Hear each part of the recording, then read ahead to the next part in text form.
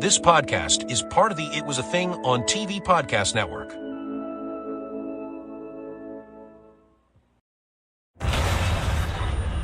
You are looking at a horrifying structure. A heavy metal menace. A beast made of cold, hard steel. Like the monster Frankenstein, it is a creation born from the darkest side of man's imagination. All who enter, enter with fear. All who leave scarred forever. I don't like steel cages. Everybody knows the steel hurts. I don't like to get in them. You got 100 new ways to injure somebody. I don't like to wrestle them. In a steel cage, something bad's gonna happen to you. Tonight, bodies will be broken, athletes crumble, mighty men fall. Is this fearsome structure a real demon? Or is it merely the devil within a man that is unleashed? Are you afraid? Is it the voice of the cage a man hears inside here? Or is it the voice of fear inside his own head? I am a living, breathing beast. I prey on your fear. Feed on your blood. Ravage your flesh. I am your worst living nightmare. Fear me.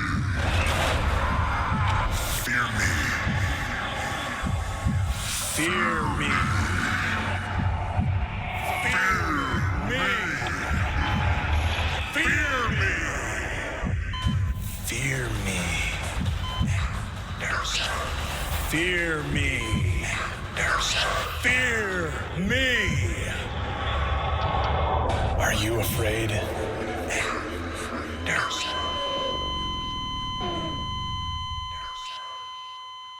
And now, TNA Wrestling presents the most dangerous pay-per-view of the year, Lockdown.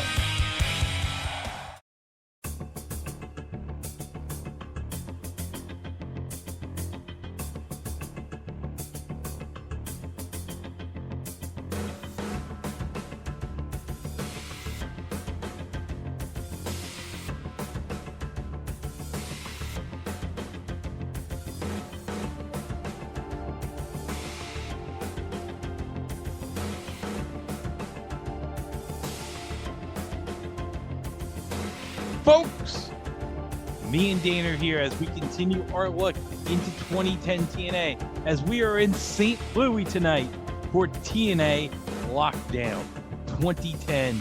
It's a big show. We got 3 big matches. We got Angle and Anderson. We got AJ against the Pope for the TNA title. And we got Team Hogan and Team Flair in Lethal Lockdown, Dave. I was looking forward to the Lethal Lockdown because it's been a while since I've seen the TNA version of War Games and the Cage of Death and Ambrose Asylum. I think we did do a Lethal Lockdown at Bound for Glory, if you'll remember. Okay. Yes. Oh, yeah. I remember there was because there was Fortune versus EV2 for some reason. Somehow, EV2 were in a lockdown match. Somehow, EV2 was still a thing in 2010 TNA after their supposed hardcore justice one last stand. Yeah, one last stand, my ass. Okay, but let's get into the big news story of the week, and that is Nick Nemeth got pulled from a match against MJF. As did Leon Slater get pulled against a match against, you can't spell Ricochet without CTE. And for some reason, this is getting people upset. Well, when you have something like Tony Khan thinking that everyone in the wrestling world should be just all happy-dappy work together, and one company actually has a bit of a gall to say, lol, no, I can see a bit. Or there's also people saying, oh, this is an influence from TKO, blah, blah, blah, blah. But that's just, I don't know. That's why they always have the thing that the little card subject to change disclaimer that you can see at the bottom of every show poster. Yeah. So I think TNA's got a pay-per-view this weekend coming up. Yep, actually, it's happening right now. Rebellion. Oh, okay. I might have to catch a replay of it later. So Yep, because all I know is Eddie Edwards is going for fighting Mike Santana for the TNA World Title, and we're having the Elegance brand versus ODB, Mickey James, and Taryn Terrell match as well. yeah, I think we mentioned that they're Yep. going to be facing each other on the pay-per-view. So Yep. I'll eventually get around to watching it sooner Yeah. or later. Oh, yeah. But you know what? That's 2026 TNA. We're not here for 2026 TNA. We're here Nope. for 2010 TNA. Yes, we are. Yeah. And it's TNA Lockdown 2010 in St. Louis. And I need to see where in St. Louis they are tonight. So give me 1 second here. Let me just go to the wiki for TNA Lockdown 2010. They are in something called the Family Arena in St. Charles, Missouri. They're really not in St. Louis, and they're kind of sounds like they're like in a suburb of St. Louis. Yeah. We just check the info on this arena. Okay, according to Truth by Consensus Wikipedia, the Family Arena in St. Charles, Missouri was built in 1989 and is currently home of the St. Louis Ambush of the Major Arena Soccer League. Oh, Dane, there's a channel on Plex that airs Major Arena Soccer, and I am obsessed with this. It is awesome, Major Arena Soccer. I'll have to check that out. Okay, let's see. From 2008 to 2015, the Family Arena was host of the Missouri Valley Conference's women's basketball tournament. And let's see. In addition to Lockdown in 2010 and 2007, it was the site of ECW's WrestlePalooza 2000 and was the host of Ring of Honor's Gateway to Honor on February 29th, 2020 on Leap Year Day. So they've had some pretty decent shows there before for wrestling. Yeah, and it was also the host venue for the 2017 NCAA Women's Frozen Four. Oh, wow. As we're recording this tonight, we just had the men's Final Four tonight in well, the Frozen Four, I should say. Frozen Four, yes. And it was won by Denver University. So congrats to Denver. Congrats to Denver. The Pioneers, I guess that's their name. Yeah. Okay. Well, let's get started. And okay, Mike and Taz, they got a big announcement to share with us. Actually, two big announcements. Two big announcements, actually, because there's a couple of people that are conspicuous by their absences. Yep. As you said, Dane, card subject to change. And ladies and gentlemen, we welcome you live to St. Louis, Missouri, and Lockdown. It's Mike today. It's Taz. We are at ringside, and as we covered during the pre-show, we have breaking news for you. First off, X Division champion Douglas Williams. He has been grounded in the UK. You've seen the story all over the news. The fallout from the volcano in Iceland. It's prevented him from traveling to the States from England, and as a result, TNA management has stripped Williams of the X Division title. Oh, that's right, Dane, because remember the Icelandic volcano that caused a lot of havoc in 2010. I remember that was a big story in 2010. I mean, yeah, it was like the fallout from that volcano. But that's a bit extreme to strip him of his title because he can't make it. Yeah, it's kind of BS. At least have a number one contenders match or something. Yeah. We will have a new X Division champ crown tonight, Taz. Well, also, Six-Pac of the band not here tonight. We have a call time here of 1 p.m. for all wrestlers to appear, to come to work. And, well, Six-Pac, he no-show. Obviously a case of Six-Pac being Six-Pac, so who knows? And Taz, speaking of not being here, Eric Bischoff scheduled to be here tonight at Lockdown. We can tell you he's not here yet. Oh, no, Eric's not here yet? Well, remember, Dane, he's got some issues with the Hulkster. Yes, he's still got some unresolved issues, and second show in a row that Bischoff seems to be no-showing. Or at least we think he's no-showing. Yeah. I know I saw him yesterday at our fan interaction event here in St. Louis. Well, yeah, Eric Bischoff was interacting with fans at the fan interaction, but he wasn't interacting with Hulk Hogan. And you and I got to the arena today, and coincidentally, Hulk Hogan pulled up when we did, and there was no sign of Bischoff with Hogan. You ready to kick off Lockdown? I'm ready. Let's do it, baby. Oh, yeah, I'm ready indeed, guys. Let's do it to it. Okay, so we have a match here. It's to determine who has the advantage in the Lethal Lockdown. As we open with Rob Van Dam for Team Hogan taking on James Storm for Team Flair. All right, this is a rematch from the last Impact we covered. Yep, back on April 5th when James knocked the frickin' beer bottle over Rob's head. Yeah. All right, so let's go to Brian's review in Figure 4 for Lockdown. The very first spot on this show was RVD kicking the door in Storm's face, and then them going outside the cage and brawling. Yep, show opened by killing the show-long Stip. Well, I'll have you know, Brian, I came up with the idea for an all-cage match pay-per-view in my Hasbro Fig Fed 10 years earlier than Lockdown did for TNA, so as far as I'm concerned, Dixie should have been paying me for the concept. Yes. Combination of Dixie and no Vinny Roo, bro. They brawled all around ringside. RVD did his leg drop off the side of the cage onto Storm, draped over the guardrail. RVD got busted open. They finally got into the cage. Van Dam was bleeding pretty bad. They did the boo yay punch spot. Then RVD made his big comeback. RVD hit the split leg, but Storm kicked out. Storm distracted the ref, spat beer in RVD's face, and then DDT'd him. Great near fall. He missed the super kick, got booted. Then RVD hit a Flurk splash for the pin. Yes, the babyfaces have a man advantage going to Lockdown. I can't make this up. 3 1/4 stars. Now, okay, I know it seems dumb here that the babyface have the advantage, but in kayfabe, it does seem weird the heels always win the frickin' advantage. Yes, it does seem weird that it's 9 times out of 10 the heel team gets the man advantage, but then it gives a little bit more heat segments for the babyface to take the 2-on-1 beatdown and then get saved by an incoming partner. Yeah, as we'll see later, Dane, the babyface have the quote-unquote advantage. Yeah. But we'll see that won't mean squat in the storyline when we get to the match. No, it doesn't. This was a good opener, actually. I mean, RVD is over with the crowd, and James Storm was a very unappreciated, underutilized talent around this time, so good way to kick off the show.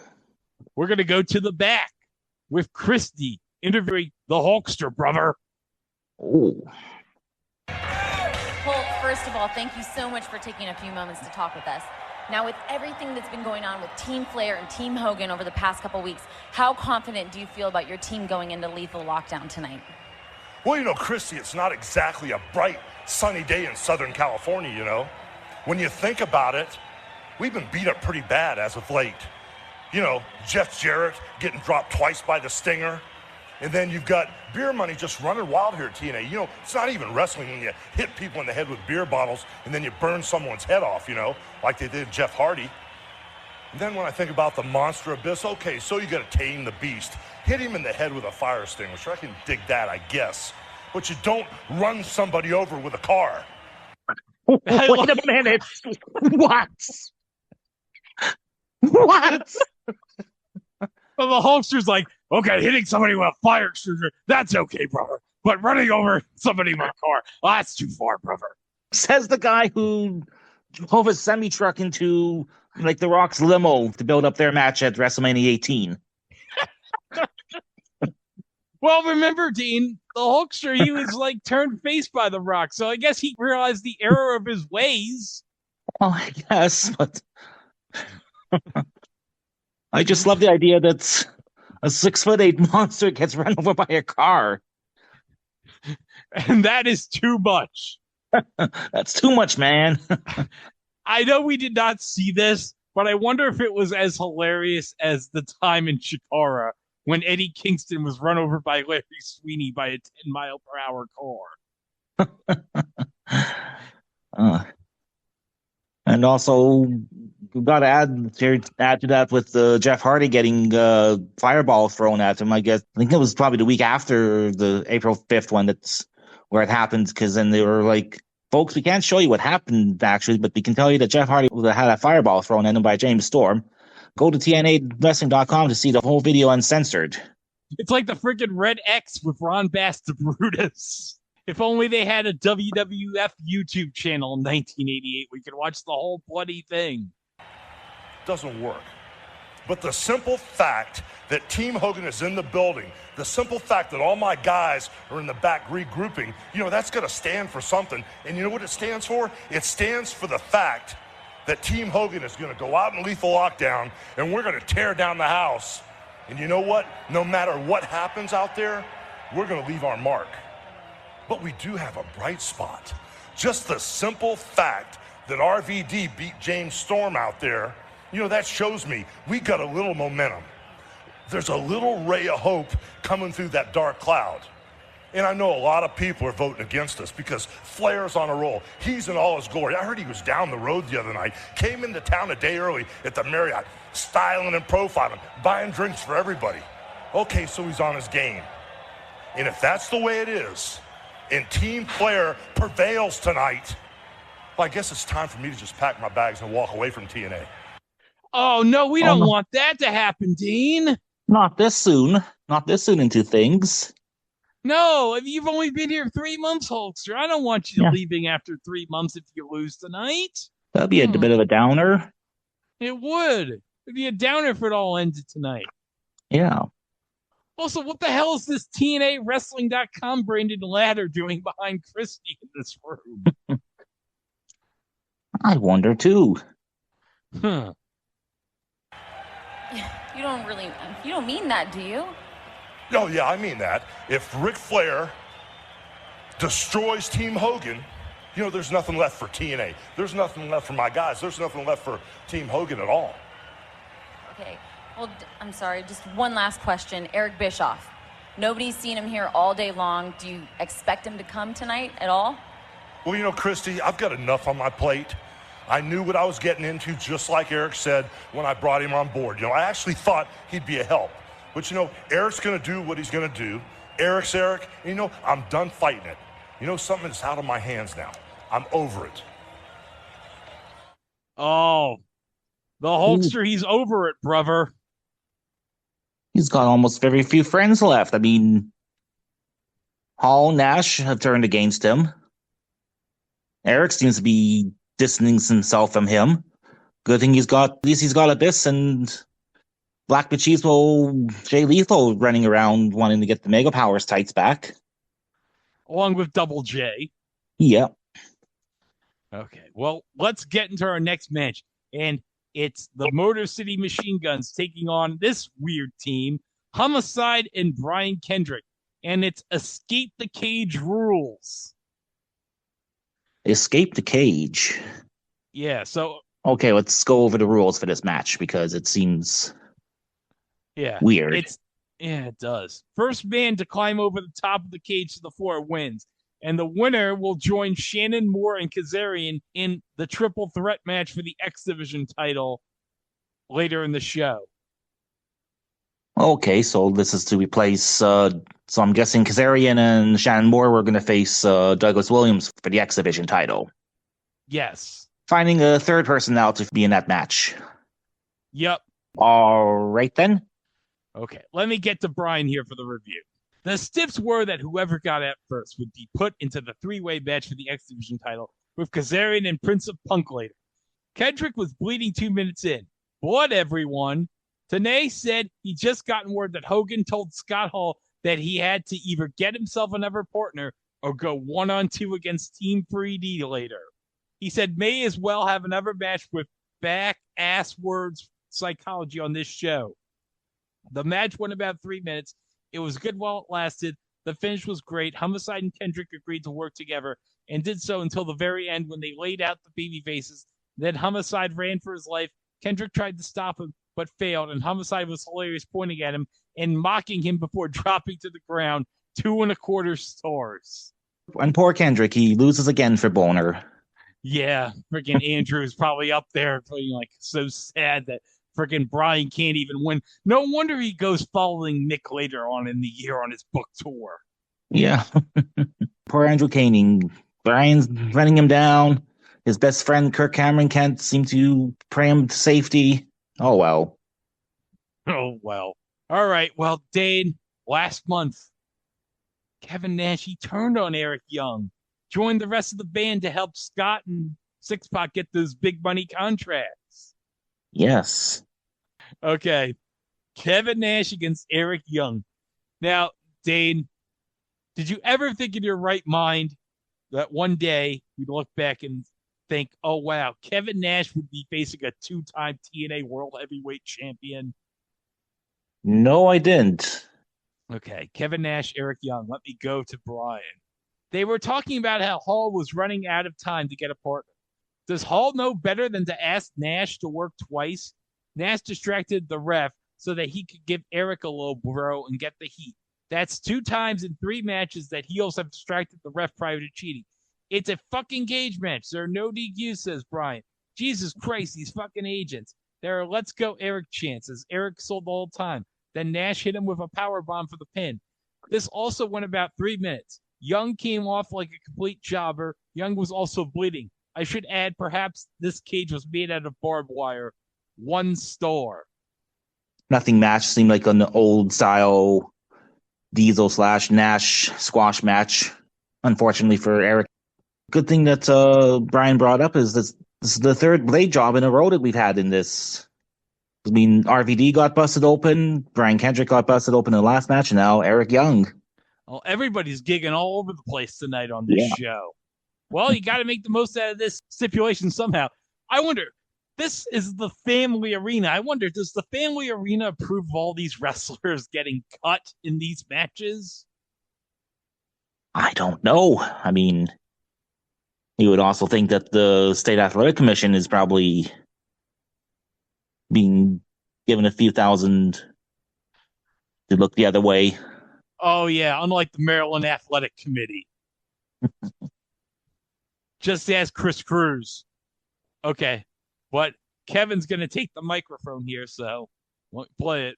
Much, and especially when you factor in knocking him unconscious. News for the boys in the back.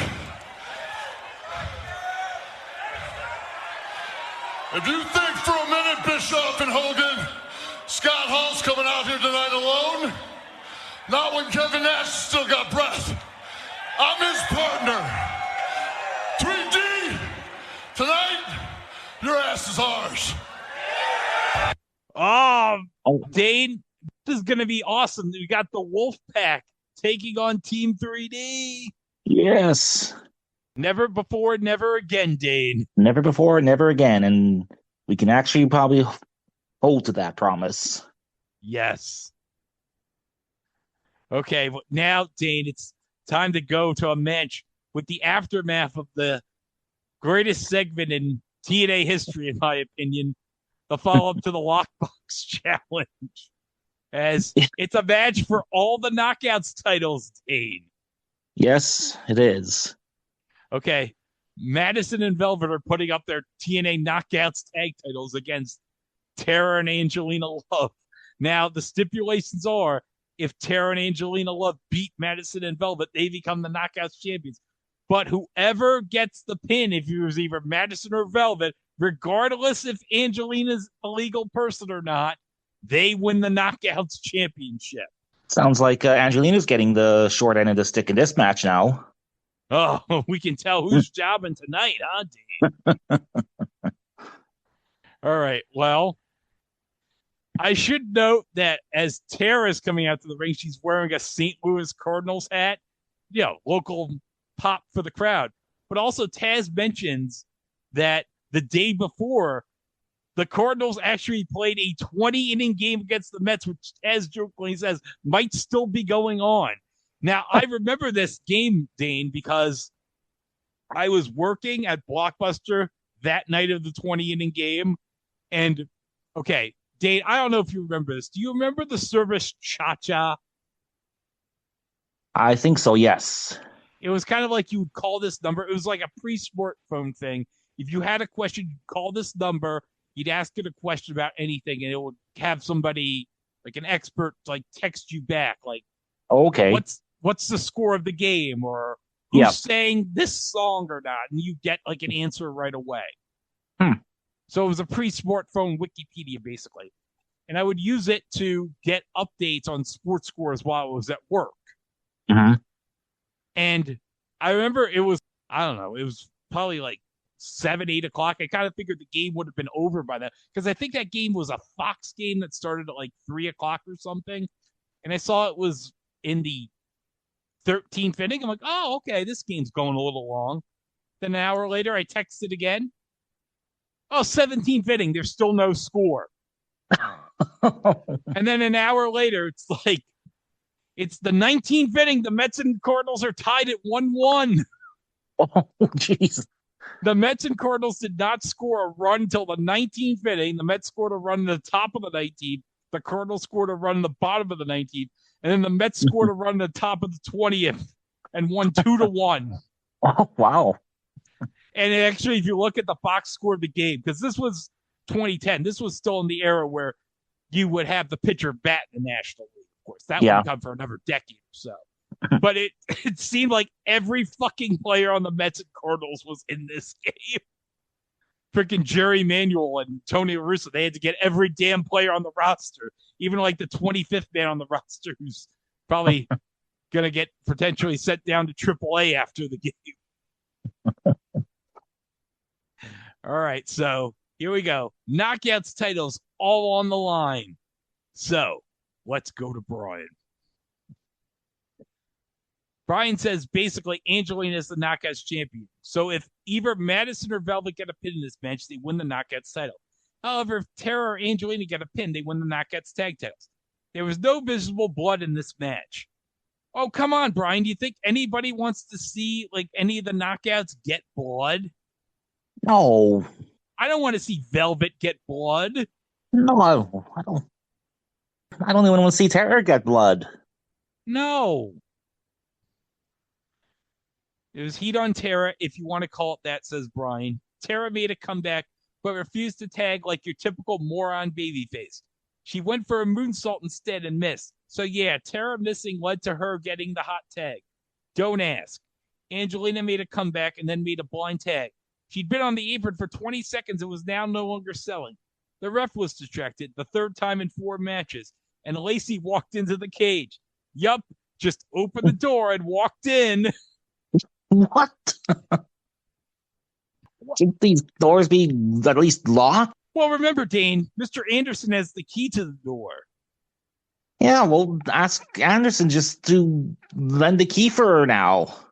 Maybe they could have asked Mr. Anderson, hey, can we take it down to like Ace Hardware and make a copy of the key? Yeah. Or why didn't they think about that in the first place before they had that silly stipulation?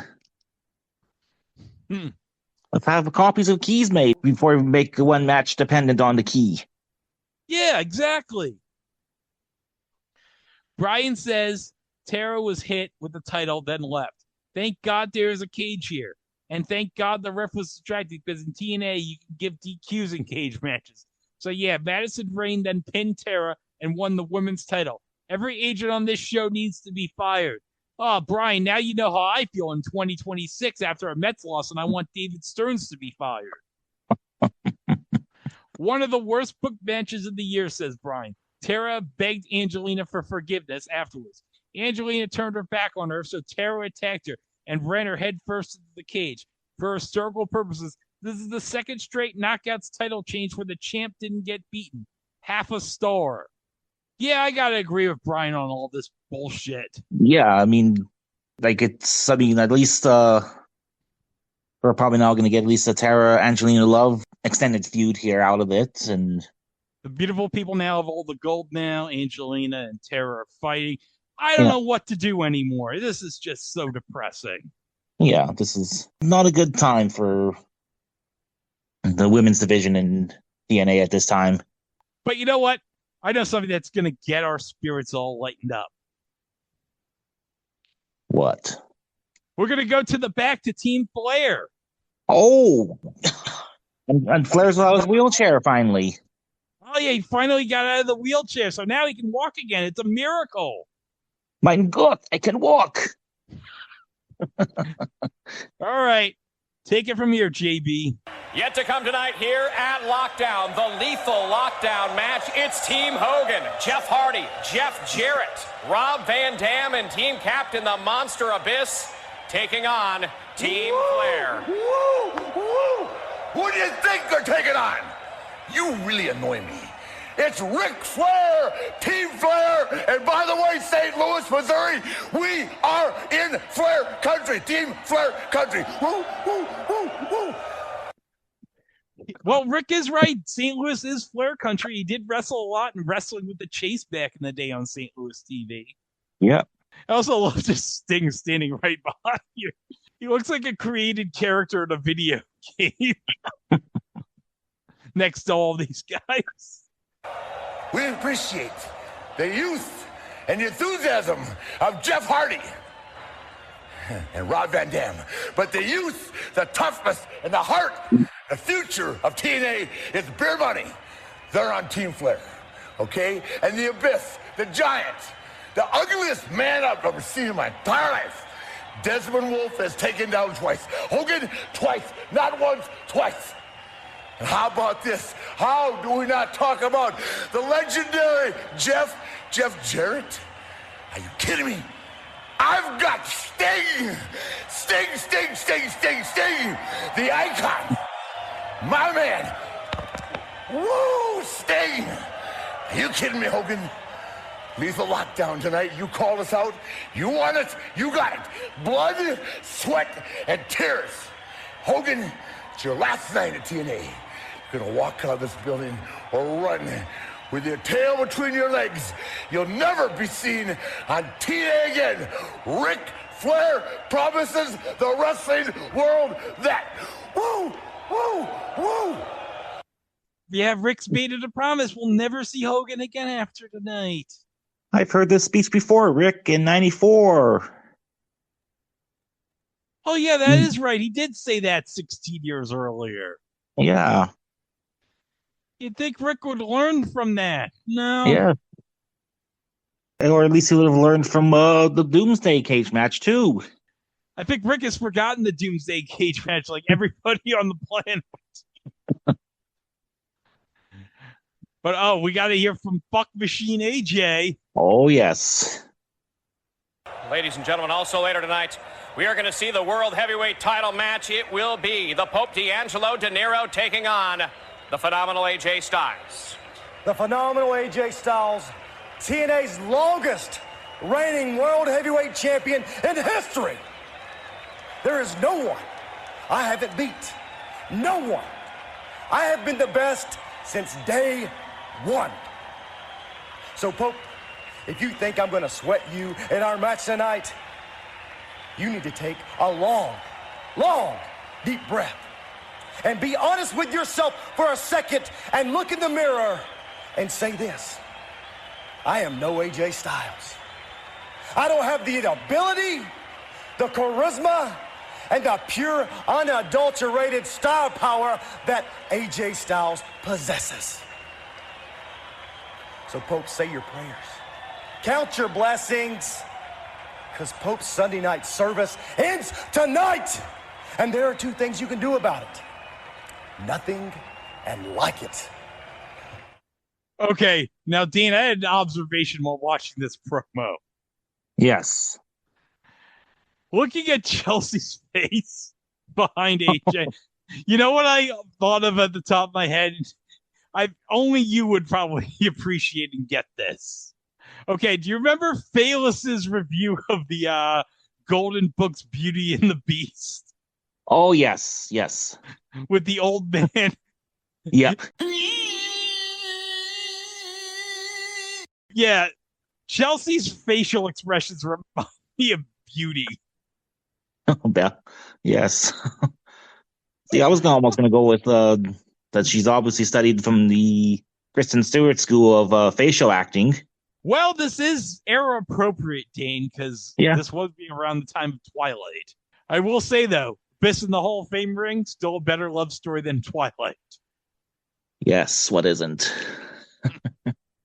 All right, well, it's time for our three-way matchup to decide the vacant X Division title because of a goddamn fucking volcano.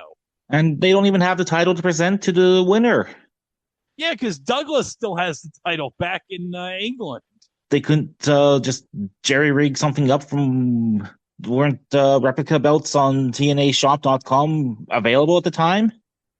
Yeah, they would. I bet you Jakks Pacific had the TNA toy license. I bet you they had some X Division toy title belts. They couldn't have gotten one to represent the title. Yeah, or let someone get handy with arts and crafts and make one out of cardboard paper, like the world title they gave to Bob Backlund there the one time. Oh yes. Well, remember, Dane, that belt that Bob Backlund got from those kids, that meant more to him than any world title on the planet. Well, at least WCW, when Flair took the belt, they made like a freaking they probably super glued some plates on the belt of like an old Florida title and was like, yeah, there you go. All right, let me get to Brian here. Homicide, Kazarian, and Shannon Moore for the vacant TNA X Division title. Taz flat out said it wasn't cool that TNA stripped Douglas Williams of the belt for travel issues. They did a bunch of moves. Most looked good. Some did not. Homicide choked Kazarian. Ref gave him a 5 count and told him to break. You can't choke a man in a 3-way cage match. More botched spots near the finish, or they weren't botched and they looked botched, which is just as bad. And they noted the belt was also stuck in Europe, and so the winner of this match didn't get anything when it was over. Crowd chanted, "This was awesome. This was the most offended I've ever been to hear that." I agree, Brian. It is. Kazarian took a bad landing off the top and may have hurt his shoulder. This was a complete mess at this point. Kazarian finally dropped Homicide on his head with a move for the pin. That looked like it killed the guy. So for historical purposes, this was 2 TNA matches in a row on pay-per-view where there was a title change and the champ wasn't involved. A store and a quarter. It seemed like the cage stipulation really kind of hinders some of the X Division guys. Yeah. But it was nice to see Kaz win the X Division belt. Yep. So I'm guessing we'll see Kaz and Douglas Williams feud for the belt when he comes back. Yep. All right. Let's go to the back. We have Christy interviewing our challenger for our championship cage match tonight, the Pope. Well, you just saw it. We crowned a brand new X Division champion, and earlier tonight, a brand new TNA Knockouts champion. But still to come, the TNA World Heavyweight Championship match featuring the Pope D'Angelo De Niro in his first title shot against the phenomenal AJ Styles in a steel cage. Now, you have faced AJ Styles before. Is tonight Pope's night? Well, Chrissy, you must be a psychic because you're correct.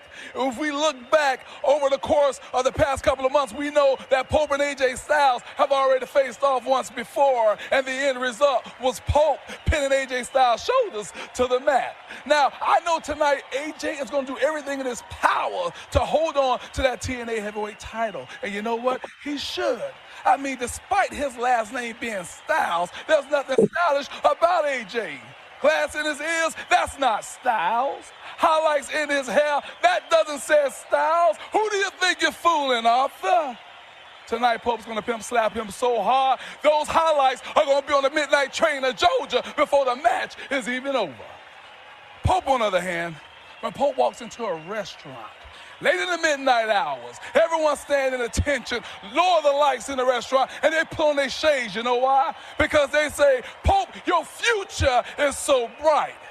AJ Styles, on the other hand, when he walks into the same restaurant, they stand up, but for different reasons, Chrissy. That's because they're thirsty, and they're going, boy, bring me drink.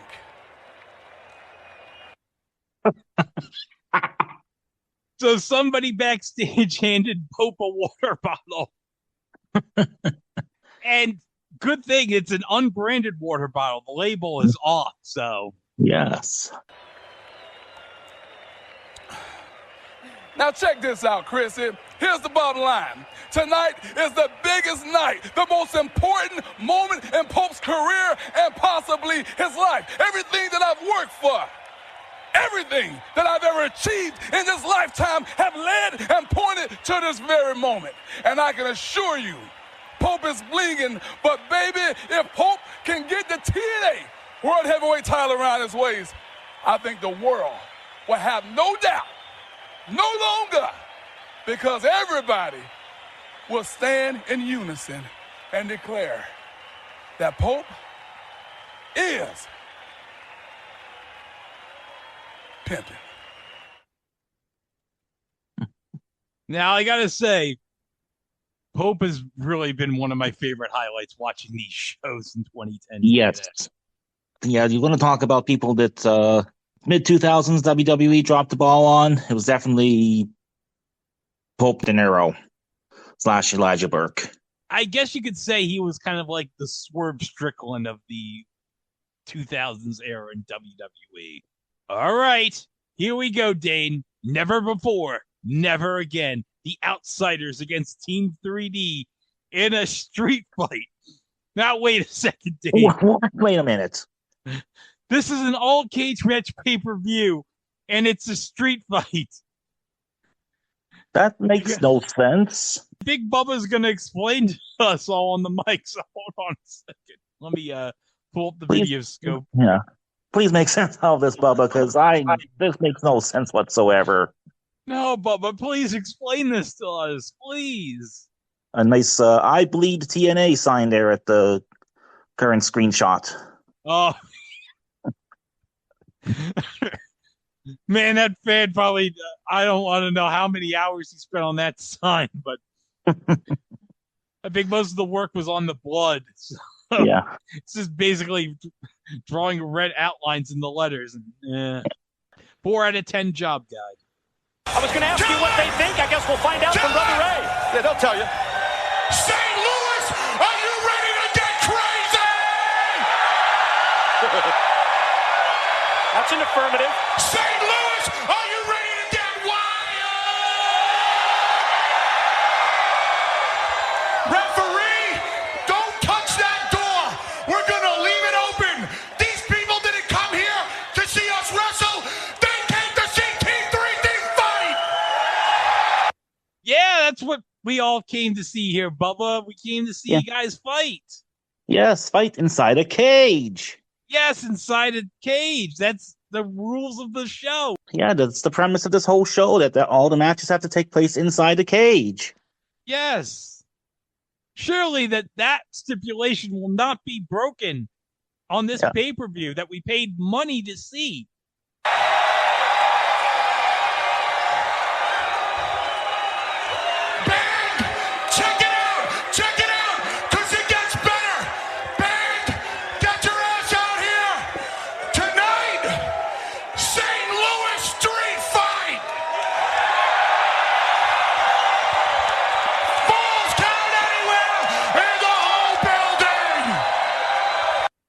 No, Bubba, no.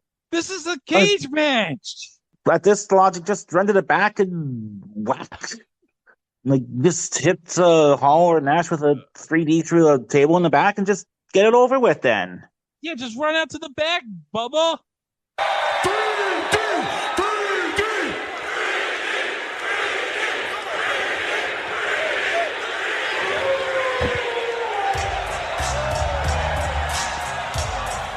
Oh, yeah.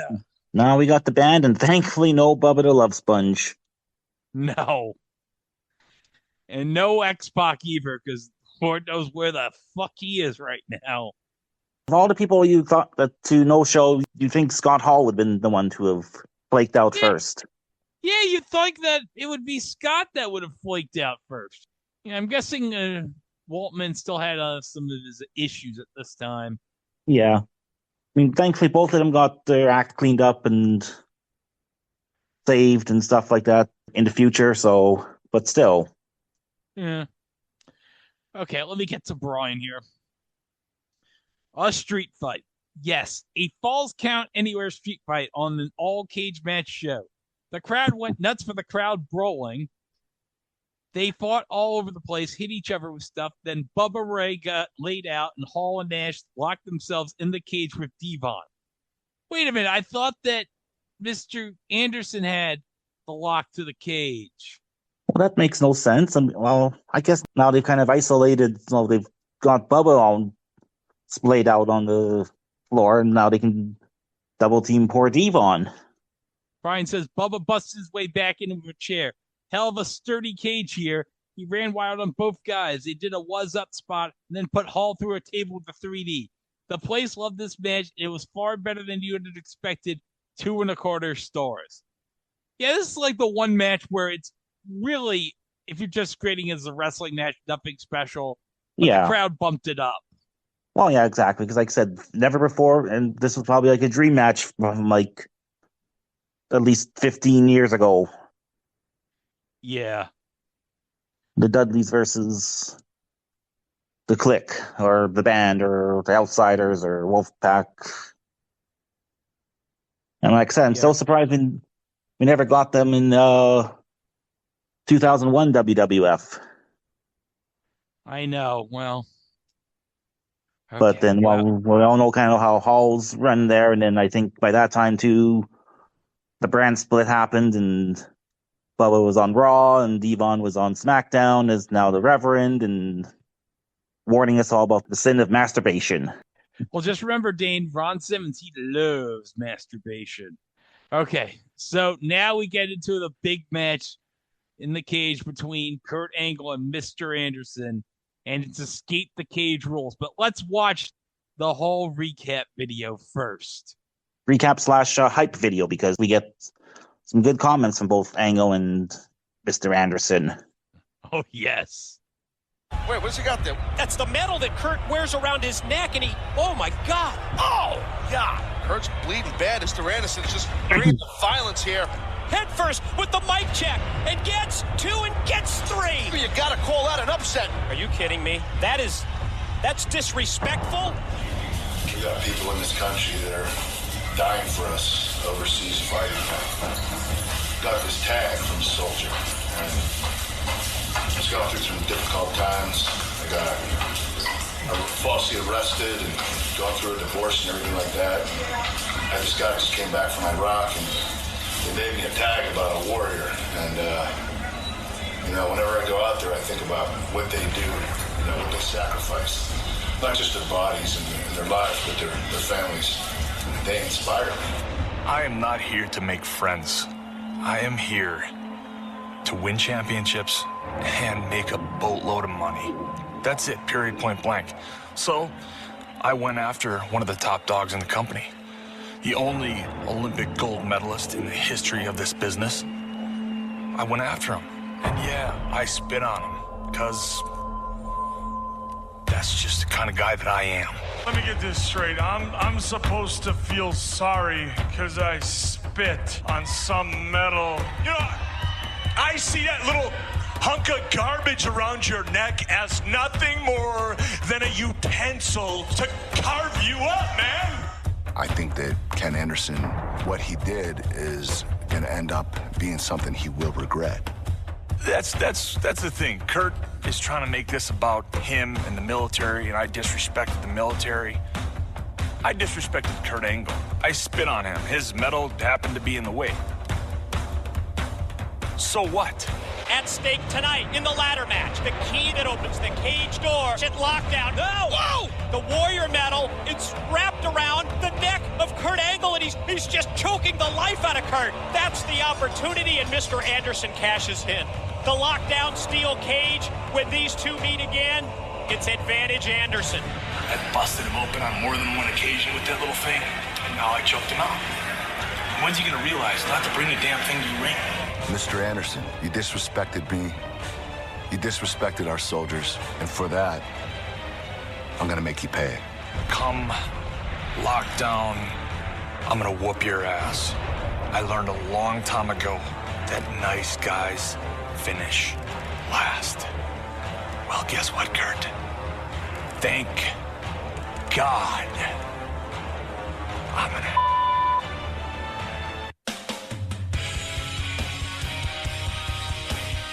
Mr. Anderson looks to survive the steel cage against the Olympic gold medalist, Kurt Angle.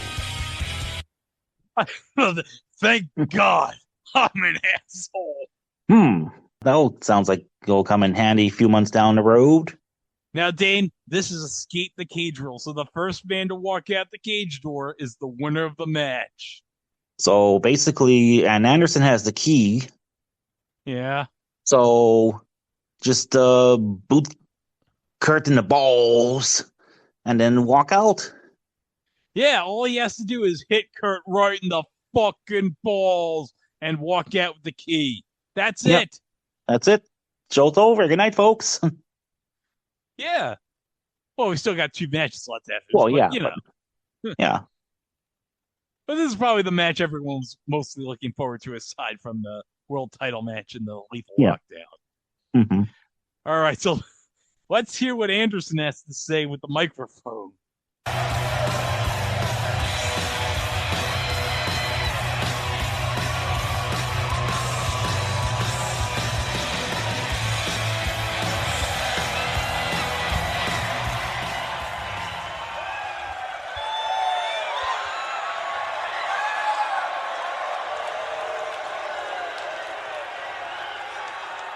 Ladies and gentlemen,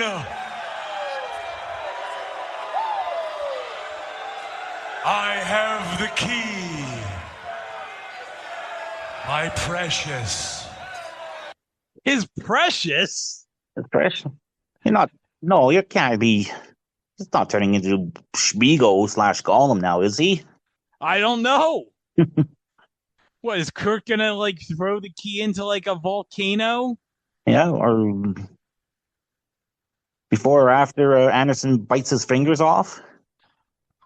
Oh, that would kind of be sick if Mr. Anderson bit Kurt's fingers off. Yeah.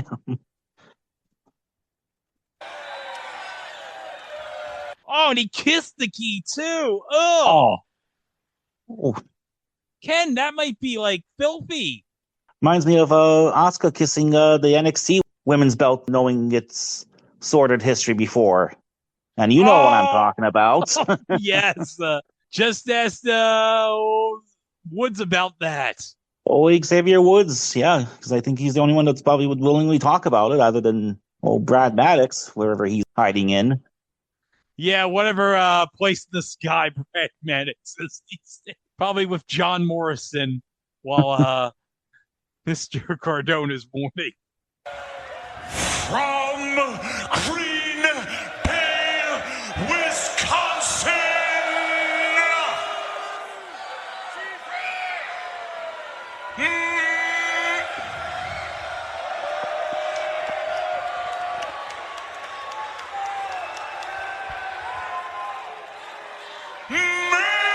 Mr. Anderson.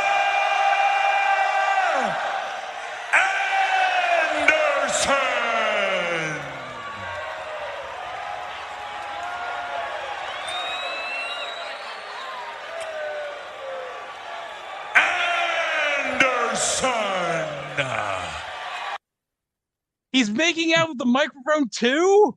Oh, you sick freak.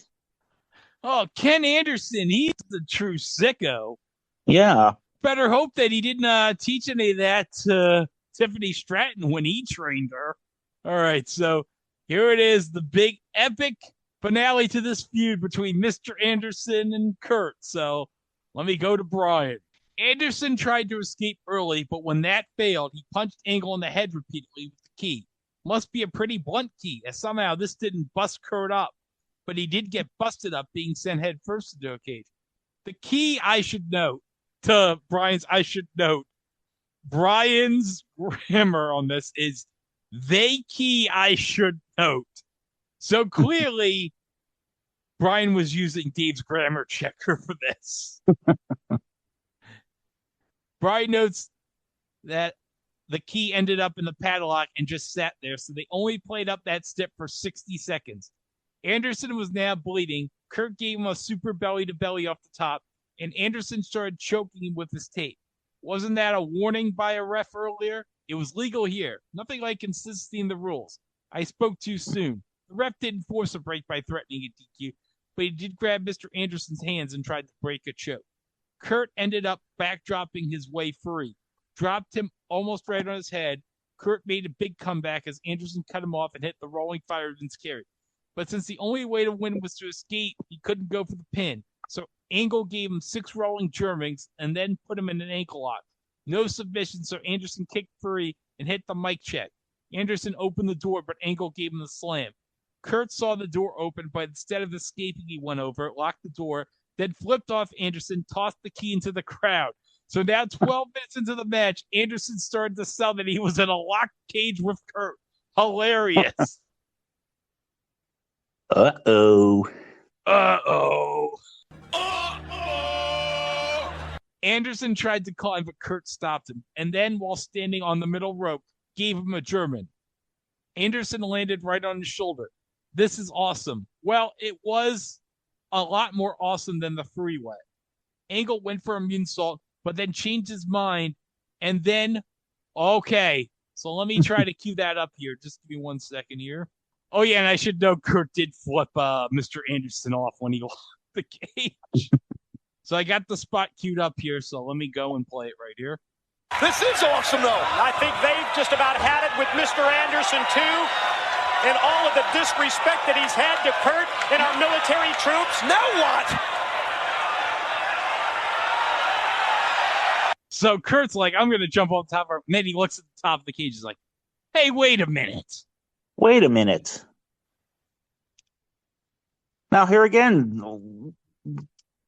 Now, why not just jump over the cage and jump off the side? Because it's just escape the cage. It doesn't necessarily mean escape out the door. You can just... Yeah, you can just climb the cage and win. Climb the cage. Yeah, climb the cage and out, because it looks like... And see, there was a bit of psychology to Angle putting on the ankle lock on Anderson, because it hinders his ankle not being able to stand on it properly. Yeah. Well, Kurt Angle has a moonsault in his arsenal. I don't think he really needs to do it, but I think he's got... Kurt. Oh, no, Kurt. Kurt, come on, Kurt. Well, wait, no, Kurt. You can win the match right now. Yeah, you can win the match. Ignore Taz's subliminal message of do a moonsault. No, don't listen to Taz, Kurt. Just get out the cage and win the match, and you'll have your dignity. Yes. Oh, my God. Okay.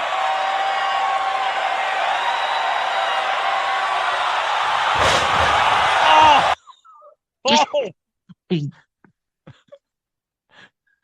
Now I will give Kurt credit. Unlike Brock to him at WrestleMania 19, he actually did land on Mr. Anderson.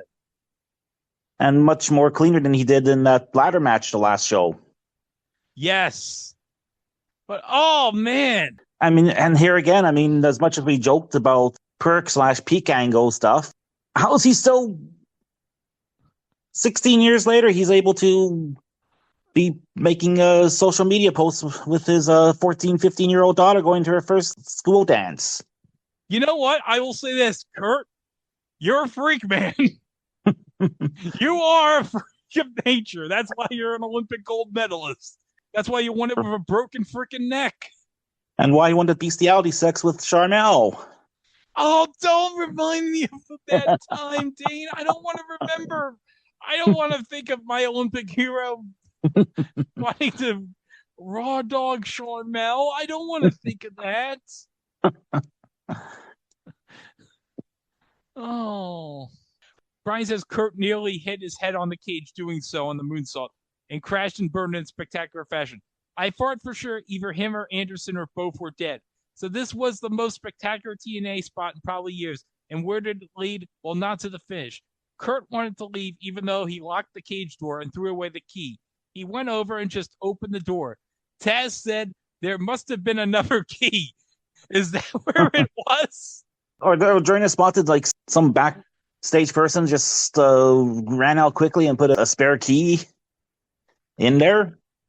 Maybe the backstage guy realized, oh crap, I had the spare key all along. It was somewhere in my pants. As Kurt was about to leave, Anderson flipped him off. Kurt went back in to give him some more. And yes, Anderson was fined 30 seconds after taking that moonsault. So Kurt went back in and got a mic check. They wrestled for another 2 minutes. Finally, Anderson was about to leave through the door when Kurt took his medal, choked him out the same way Anderson choked him out in the ladder match, And then when Anderson was unconscious, Angle stomped on his fucking balls, walked out the door, and won. A hell of a match, says Brian, but my God, were there some stupid shit done here. 4.25 stars. This was a nuts match. I mean, kind of see. I mean, yeah, it's the ending kind of. I mean, yeah, that should have been the kill shot after the moonsaults, but for some reason they kept going. But the story ends well with Anderson being humbled and thankfully beating out Bruce Hart, stepping on Vince last month at WrestleMania there. Yes, I forgot about Bruce beating the shit out of Vince at Mania. Yeah, we are a month from that, huh? Yeah. Huh. The ending was great, and it reminded me of how Kurt just beat the shit out of Anderson and just was like, I'm fucking done with you, and walking out the. It really reminded me of like a old MSG style Bruno cage match. That's how they would do it. Like Bruno would beat the shit out of the guy senselessly and was like, I've had enough of you. I'm walking out the fucking door. So Kurt did a promo afterwards, says Brian, thanking the fans of St. Louis. He said if the people didn't already know, he was going to take some time off and regroup. But when he came back, he said he had one goal in mind, to win the TNA title. And why would we know he was taking time off, says Brian? Oh, yeah, because we're on the internet all the time. Well, Brian, the Hulkster said it himself 15 years ago. The internet has all the scoops. Yes. Yeah, when you torched your BFF Dave Meltzer's Observer there. Yeah. Now, I will say that this was at least a 4.75 star match, in my opinion. Oh, yes, this was suspect selling there at the end from Anderson, but yeah, this was definitely 4.5 star match. Yes. Okay, well, it's time for our world title match as Fuck Machine AJ takes on the Pope for the TNA World Heavyweight title. Now remember, Dane, the Pope, he earned this title shot by winning the 8-card stud tournament against all odds. Yep. We have AJ coming out with Ric Flair sans wheelchair, but hold on a minute. What is that? A wild Earl Hebner appears. Oh, yes. And now I got this pause here at 159. You see SoCal Val here going like, what the fuck? There's actually a great moment early in this show that I didn't even mention, but there was a moment where Tara gave poison to SoCal Val and she had a look on her face like, oh! What am I supposed to do with this? Oh, Tara, really? You're trusting me for your spider? That might be the spoiler without context for this episode. Okay, well, let's go to Brian as, Earl has kicked Rick out. So good for you, Earl. Good for you. Good on you, Earl, for finally doing the right thing. Yeah. Okay. Brian says Flair can't be at ringside for a cage match. Fans in St. Louis are chanting, we want Flair. Matt wrestling early. We get dueling chants of Pope is Pippin and let's go AJ. This was the most real heat for a TNA match in a long time. AJ finally cut him off and went to work on his leg. People were going woo. He went for a knee breaker, but kind of slammed him instead right onto his shoulder. Pope either hurt himself or decided to sell that the rest of the match. Pope made his big comeback and they traded near falls. AJ hit a 450 off the ropes. Pope kicked out. So AJ decided to go up to the top. He tried a high cross off the top and missed, landing flat on his gut. Pope cradled him for a near fall, then hit his awesome code breaker for another near fall. AJ's bump off that move was even better than the one Nigel took. AJ ended up reaching through the camera hole in the cage, grabbed a pen from the cameraman, hitting Pope in the eye with it. He made sure to hide this from the ref since, you know, you can have a DQ in a cage match in TNA.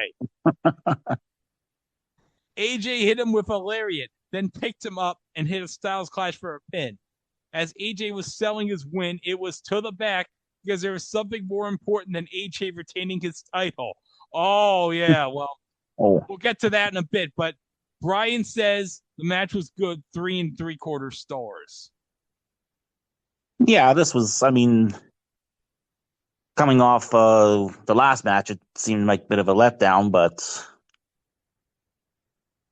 kind of had a feeling that AJ was going to retain here, so Yeah, I didn't expect Pope was going to win anyway, even at the time, too. So, yeah.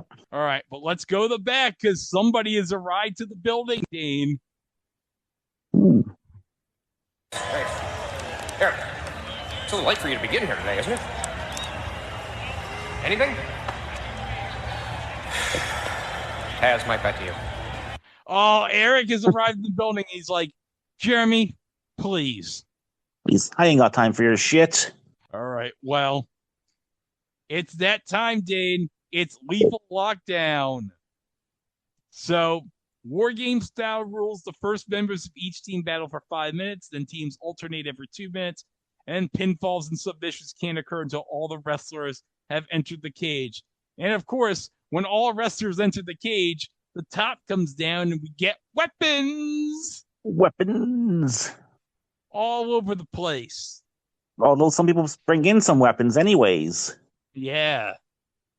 All right. So let me get to Brian's review. It's Team Hogan, Team Flair, Lethal Lockdown. This is the match we all came to see, so let's get to it. Brian says, Lethal Lockdown with the baby faces having the main advantage. I just wanted to write that again. Abyss and Robert Roode started. Abyss was completely fine after getting hit by a car on Monday. I guess the dream is over on this show. They claimed Abyss had suffered a hairline fracture of the hip. What? That's it. That's it. Abyss gets hit by a fucking car and he gets the hairline. He's like, it's okay. Oh, I could just walk it off. I mean. All right. Brian says, Rude raked his eyes. Taz was like, well, I don't know how you rake the eyes off a guy wearing a mask, but perhaps eye holes will pick it up to get your fingers in there. I love Taz on this show, says Brian. So they wrestled for a while, then the next guy entered who was RVD. So Rude the heel was put at the disadvantage here. RVD ran wild on him in the entire period, and next was Nigel, so it was a fair fight. Jarrett was in next, which led to 2 heels beating up 3 baby faces. Seriously, the baby faces had the advantage and were losing. They looked like such complete tools.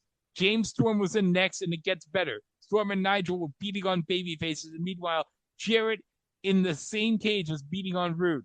This was so fucking stupid. I mean, how do you fuck this up? But okay, Dade, here's where the supposed advantage for the baby faces goes out the window here. Yep. Because Jeff Hardy's coming in next. And then but to the back, we see Jeff Hardy laid out and Sting standing over top of him. Oh no. Oh, so they're not going to get the advantage of the baby faces. Oh, this sucks. Yeah. So why doesn't Sting just come out now instead of waiting for his allotted time? Well, I guess because Sting is like a follower of the rules. He's like, yeah, well, I took out their final opponent, but I'm still not scheduled to come out yet, so I'll wait. Sting was the last man, says Brian, finally giving the heels a man advantage. He went, woo! And the fans cheered. And why not? They lowered the top of the cage. For those of you who watch every TNA show and still don't understand the rules of this match, it's a one-cage war games where after everyone is inside, they lower the cage top, which has weapons attached to it.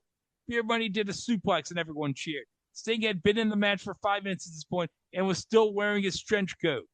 Jared and Beer Money ended up outside. So what the fuck is the point of the cage? And then Abyss brought thumbtacks to the ring and went to chokeslam Sting into them. Storm broke it up by hitting Abyss with a beer bottle. Well, there you go. That's why Sting was still wearing his shirt and trench coat. Yeah. He ain't taking that bump on bare skin as well. We'll see later on someone else does. No. Sting started bleeding somehow, says Brian. Cue Jeff's music. He ran down with a kendo stick and beat everyone up. Jeff hit someone with the guitar, but RVD hit a frog splash on Nigel. Sting tried to put Abyss in the tax, but Abyss stopped him and gave him a choke slam into the tax.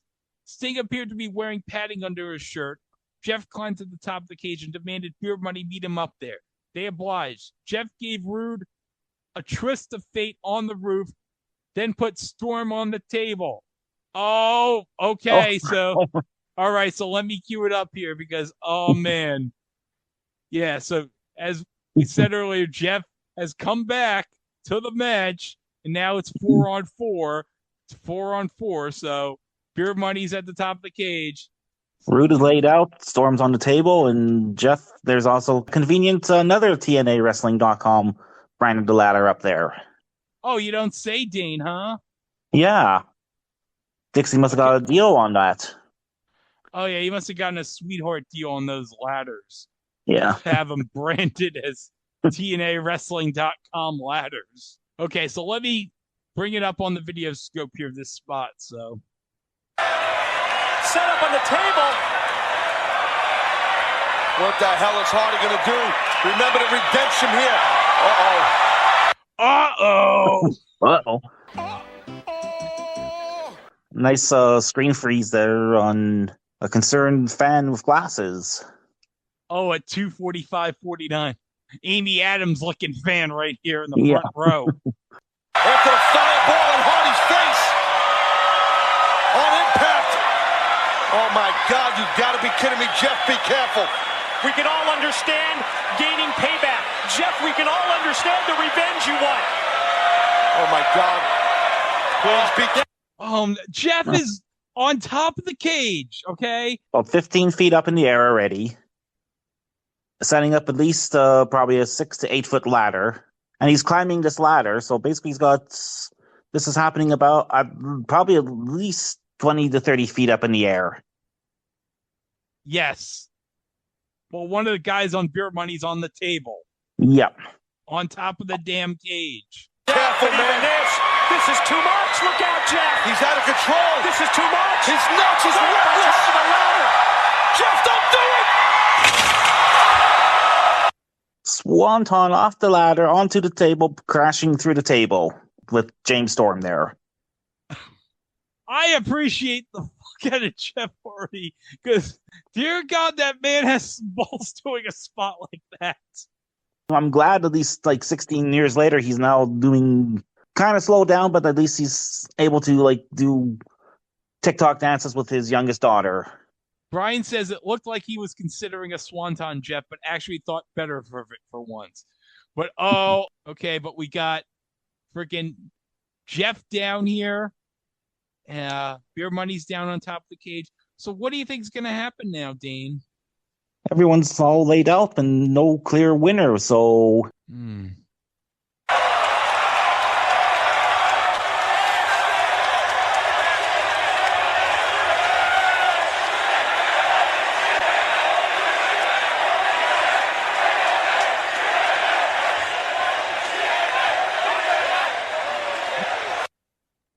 We see Chelsea's face right there. Chelsea, the expression on his face there.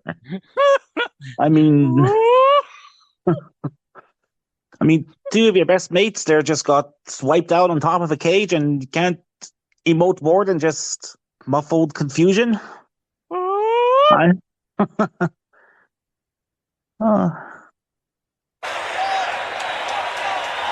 Jeff Hardy bringing high risk to a new level. Oh, shit. The H is coming out. Business is about to pick up because Flair is coming out. Because things aren't looking good for Team Flair. Oh, yeah. Rick doesn't give a shit. He's just going to come out to the ring wearing a black t-shirt. It's just like, oh, fuck this. I'm just going to... Fuck this. I'll do this myself then. Yeah. Hey, Flair, I guess...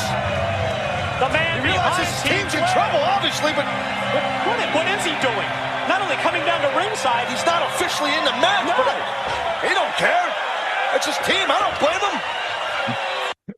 So Rick's on the match, but he's like, fuck it, I'm just going to get into this match. I'm getting in here. The door is nice, conveniently open for me, so it goes to work on, I'm guessing that's Abyss there in the corner. Yep. Gives him a few good kickings. He has no respect for Abyss, hates Abyss, Flair does. It's everything that Abyss stands for. You kicks him right in the fucking balls. Right in the fucking balls. Hates the fact that Hogan gave him the Hall of Fame ring, and he's trying to take the ring. Oh, no, Rick is trying to take the Hall of Fame ring off Abyss's finger. No. It was gifted to him by Hogan. Yeah. What, are you going to destroy it like Kevin destroyed Dave's magic slippers? The robe and the WrestleMania 3 boots Yeah. that Dave could have sold for a shit ton of money in 2025, 26. Yeah. Ring right off of Abyss's finger. Well, Ric Flair is a Hall of Famer and feels that Abyss isn't, which Abyss is not a Hall of Famer. And that's not why Hulk gave the ring to him, but that's another story for another time. Look at this. Okay, now. Okay, I mean, I joked about the Gollum spot earlier, but he's right here biting the ring finger off of the Abyss. Someone watched Return of the King before this pay-per-view. I hope to God Rick wasn't watching the 4-hour DVD extended cut. God. Rick's got, why do I hear boss music now?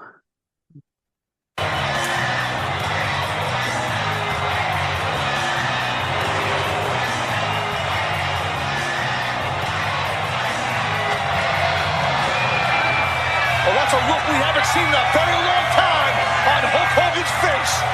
Look at Hogan's out the ring, and Rick is still gnawing at Abyss's finger.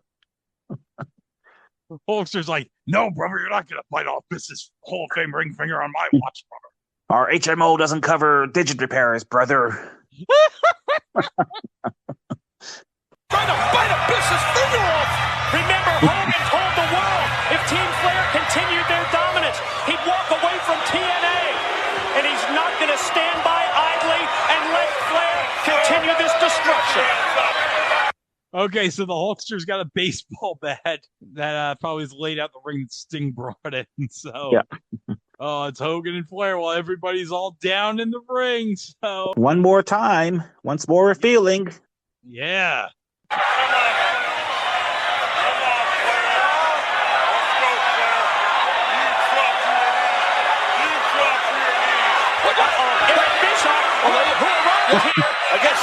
Oh no, Eric's coming out. We all Eric's know coming out. Eric's on Rick's side, yeah. He's on Rick's side, maybe, or Hogan's side, or he's gonna serve us all. And boys, stop! You both can marry me. Just moments ago, Eric's gonna pick a spot.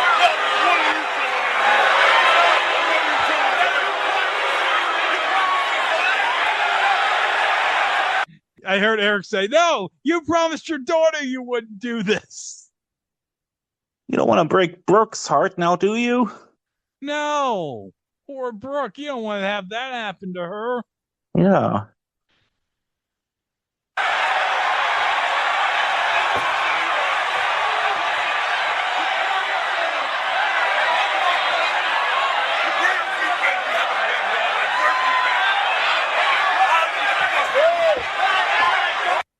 And Hulk saying to Eric, where have you been tonight, brother? Maybe it was at the Mets Cardinals game earlier, Hulkster. Yeah, he overslept, had big money on that game. Well, this isn't quite now where he would bet like on DraftKings if Jose Reyes had like a pair of hits in the game or something. Yeah. Or if Albert Pujols hit a home run. I mean, we're not at that point yet, Dane. No.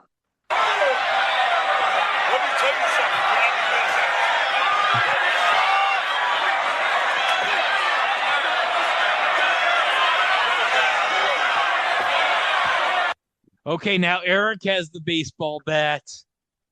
Took the bat away. Oh. Let's see what Eric's gonna say to the Hulkster here.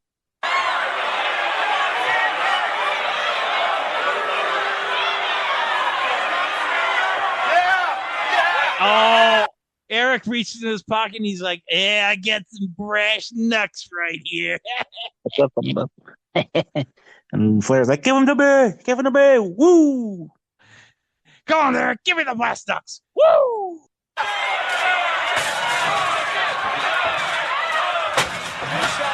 And Rick just threw a trash can. He's like, yeah! Well, there you go, Mike. Takes the weapon away. Oh! Oh! Eric was going to give Rick the blast knucks, but Nope. Just threw him over the Hulkster. Oh, no. Rick thought that he was going to get the brass ducks for Eric, but he never knew that Hogan getting the brass ducks could happen to you. It tosses the brass knucks to Hulk Hogan. I love that even the ref has like an expression on his face, like, what the fuck? You guys aren't even actually technically in this match. Yeah, I know. Why is the ref just saying to all these guys, get the fuck out of this ring? Yeah. The whole world was done.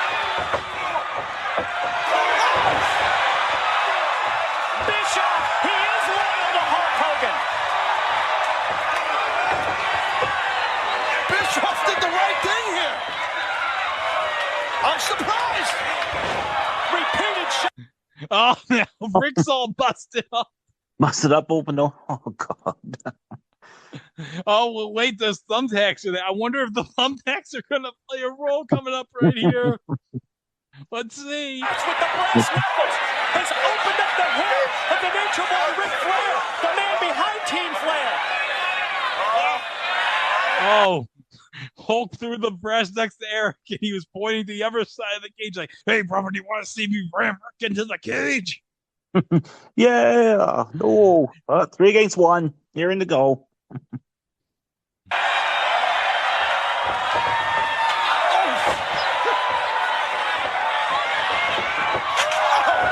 Never expected Hogan and Flair to be out here while their teams were going at it.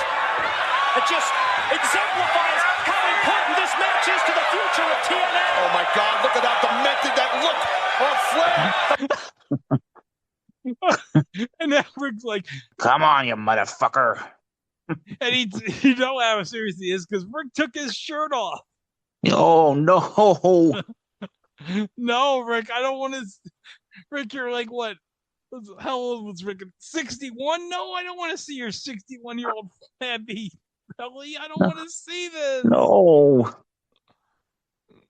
Oh. We saw this in Australia already. This was not fun. No. A maniacal look on the face of Ric Flair.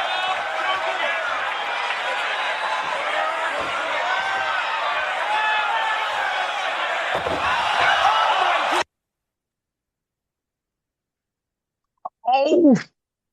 Well, on the plus side, at least he didn't do a flare flop into the attacks. Oh, that would have sucked. That would have hurt like fuck if he went face first into the attacks. Yeah. Back first into the tax goes Flair.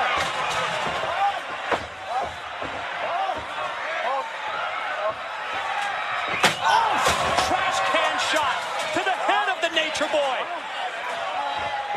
Hogan promised everybody, his family, everyone that he wouldn't get back in the ring here, but it's kind of cool to see him doing his thing, but he's weird about doing that thing. Watch this. He's got him. He's got more.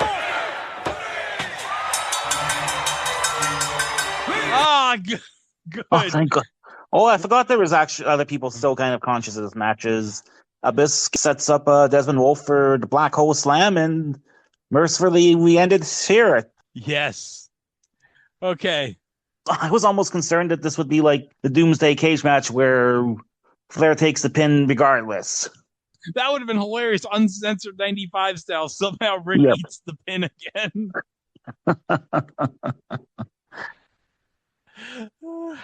Okay, Hulk and Eric, they're still best buds again, so everything's all well and good in TNA. Yes.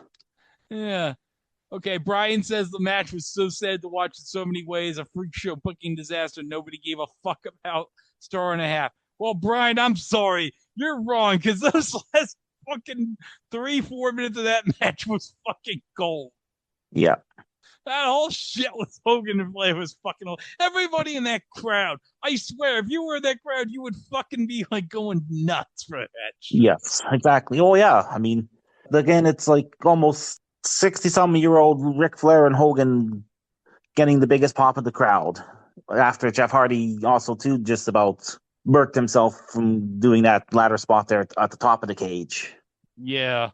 I'd say that this was maybe about a 2.5 star Lethal Lockdown match. Yeah, 2.5, 3 stars.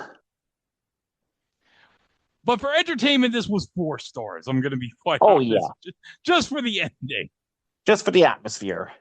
And the crowd made it because, the crowd made that Team 3D Outsiders match seem like it was Hogan Andre. So, yeah. And I will give credit for TNA here. They went outside the impact zone. They went to St. Louis. And you know what? They gave the St. Louis crowd a great show. yeah, the top 3 matches hit it all out of the park. And like I said, Team 3D Outsiders was all right for a nostalgia match. But everything else underneath was kind of just hit or miss. I would say that this would be a thumbs in the middle show. Yeah, thumbs in the middle. If we were going solely off the 3 matches there, Angle Anderson, AJ Pope, and the Lethal Lockdown, thumbs up. But the undercard just really dragged it down to that thumbs in the middle area, so. Yeah. Well, Dane, we're nearing WrestleMania time, and we're also nearing a momentous occasion. Our next episode, Dane, is going to be our 50th episode. 50th episode, wow. Yeah. So, for our 50th episode, it's time to do a WrestleMania.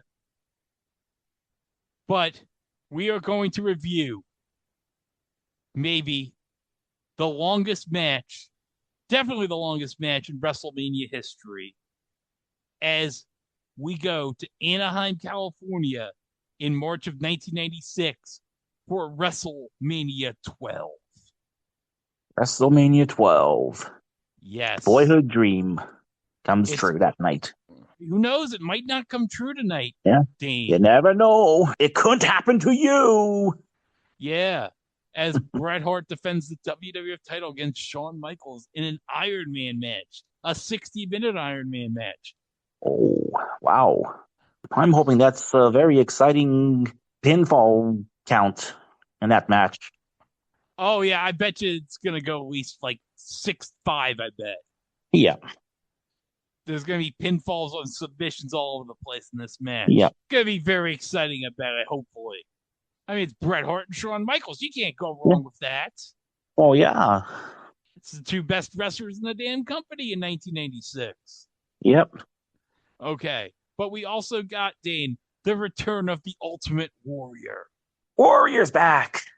Yes. And he's facing that Greenwich snob guy, Hunter Hearst Helmsley. Oh, God. That should be... I'm hoping that's at least a... Maybe we can see if Try can get a good 10 minutes out of the Warrior. Oh, yeah, I bet you it's going to be 10 minutes. I bet you Warrior's going to be all gassed up. And I bet you he'll have the pedigree and it'll be an easy win for Triple H. Yep. Also, we have a match I'm looking forward to. The Hollywood Backlot Brawl as Goldust, he's starting shit with Roddy Piper, who's filling in for Gorilla Monsoon because he got injured by Vader. And also apparently inherited the feud with Razor Ramon over with Goldust. Yeah, somehow Razor Ramon fell into the Springfield mystery spot and he couldn't wrestle on this show. So Roddy had to take his place. And yeah, I don't know why they're wrestling in the back lot in Hollywood. Roddy and Goldust, I'm guessing because this is Goldust's world in Hollywood. Goldust world, but Piper's also a Hollywood man. Oh yeah, because he's got They Live, he's got all sorts of B movies straight to video that Roddy's doing this time. So Hell Comes to Frogtown. Yeah, Hell Comes to Frogtown. The sadly never picked up pilot tag team with him and Jesse Ventura. Oh yeah, which you can listen to in the It Was a Thing archives. Mm-hmm. So yeah. And also we got Diesel versus Undertaker. That's right, Diesel against the Undertaker. Yeah. Hey, did you know that the Undertaker's 4-0 at WrestleMania, Dane? 4-0 already? Yeah. Do you think that gets brought up somewhere in this match? I don't know. Man, wouldn't it be something if Diesel got a big win against The Undertaker at WrestleMania? That would be impressive. It would be impressive, yeah. Oh, and let's see. Oh, Stone Cold Steve Austin. What? Yeah, what? Yeah, he's... Yeah, apparently Steve Austin has become stone cold, I guess. That's the former ringmaster. Yeah, the former Stunning Steve, yeah. He's facing Savio Vega. I do hope some kind of strap of Caribbean origin is somehow involved in this match, mayhaps. No, not yet. Oh, okay. So in our next episode of the Squared Circle Time Machine, we will be covering WrestleMania 12 for episode 50. That'll be right here on the Squared Circle Time Machine. For Dane, I'm Greg, and have a good rest of your day, everybody.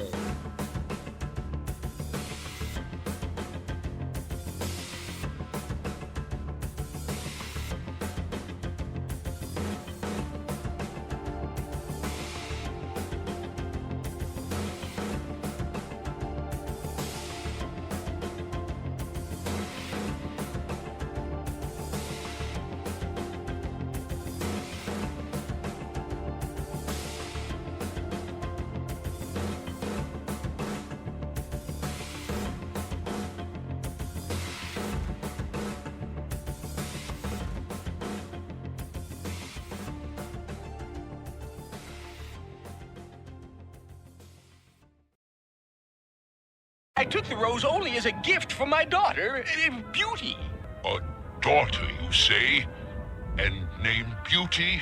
Oh, it's a really deceptive name. I only called her that because she stinks and is ugly. Not buying it. Oops. I will strike you a bargain. You may go home and ask Beauty if she will die in your place. I could not think of such a thing. On an empty stomach? Fine. Here's second course. Okay, I'll sell out my daughter.